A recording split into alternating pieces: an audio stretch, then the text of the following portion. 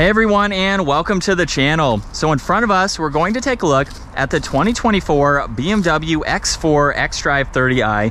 It's finished off in black sapphire metallic, and the MSRP is just over $63,000. So we have a lot to cover for this sportback style SUV. We'll start off with what it's powered by. This is the 2-liter inline 4-cylinder turbo paired to an 8-speed automatic transmission. It pumps out 248 horsepower, 258 pound-feet of torque. That power sent through the xDrive all-wheel drive system, propelling this 4,100-pound SUV from 0 to 60 in just over 6 seconds. And as far as fuel economy goes, you're looking right around 21 miles per gallon in the city and 28 out on the highway.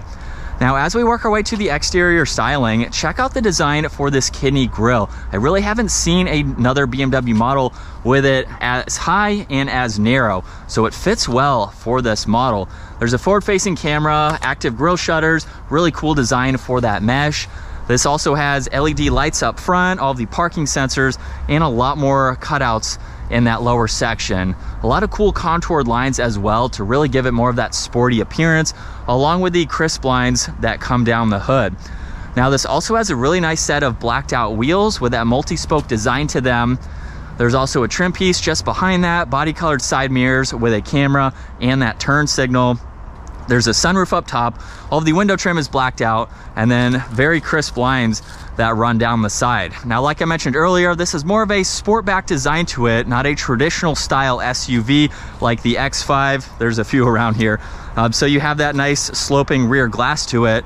Very nice contoured lines in that lower section, backup camera, all the sensors, LED taillights, and then we even have more gloss black down below. This also has remote start, so you can program that to do that. And then check this out, just push the top of the BMW badge. That's how you open up this power liftgate. Now, there's a lot of space back here, but the main difference between a traditional SUV is this slope right here, where you will lose a little bit of height in that cargo, but this makes up for it, I think. Check out the amount of space you have. You might be able to remove this or open it all the way if you have some larger items, and then you can fold down the back seats too to give yourself that much more interior space. Now, as we work our way to the back seats, we have a nice door panel with the leather, the trim accent just above that. There's storage down below, and then black leather for these seats. Now, at 5'10", my head is just up against the headliner. The roofline doesn't really slope back until about behind the headrest, so you do have a little bit of space there. Not too much of a sacrifice. There's storage pockets, we have climate vents, even some auxiliaries, and then the armrest with 2 cup holders in the middle, and you can even fold down the middle seat individually, so if you need a little bit more space. So it's still practical for full-size adults. There might be a little bit of a sacrifice if you want that look, but it is a trade-off with what works best for you.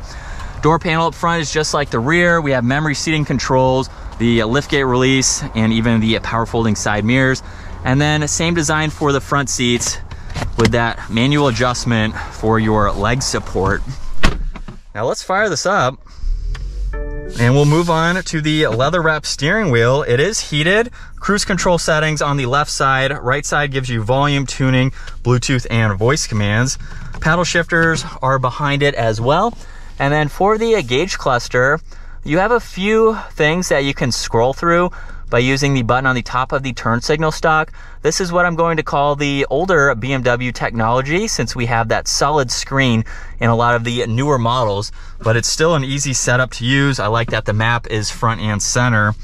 There's some storage on this left side with all the headlight controls and an air vent, head-up display with your miles per hour and your speed limit sign. This even is optioned with the Harman Kardon sound system. And then for this screen here, super simple. It's laid out well, so you can get through all of this information. And then you can even use the controls down below to further go through that. So we have all the shortcuts along with the rotary dial, where you can go into configure your remote start. You can also go into your driver profiles, various different settings that you have access to. There's also apps like Apple CarPlay and Android Auto. And then you do have shortcuts to your intelligent safety, so you can monitor all of this as needed. Climates are just underneath that, along with the heated seats. Everything is laid out very well. You have your power and volume for the radio, all of your presets and tuning, wireless charging, even some auxiliaries, and 2 cup holders, and you can hide those away as needed. Now with the shifter, let's put it into reverse, where we have that 360 view.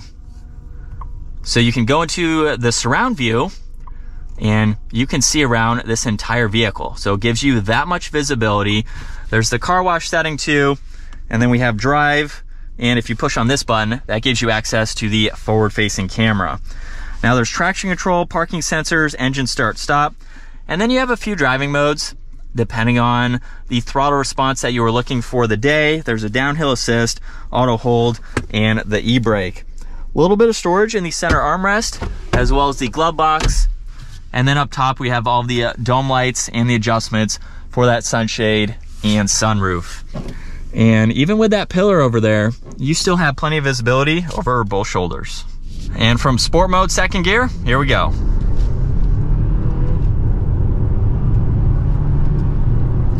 And just like that, we are back up to speed.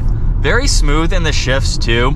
I like that in BMW models, even the non-performance oriented models still have very good response. So if you want to use these paddle shifters, they are very quick and responsive.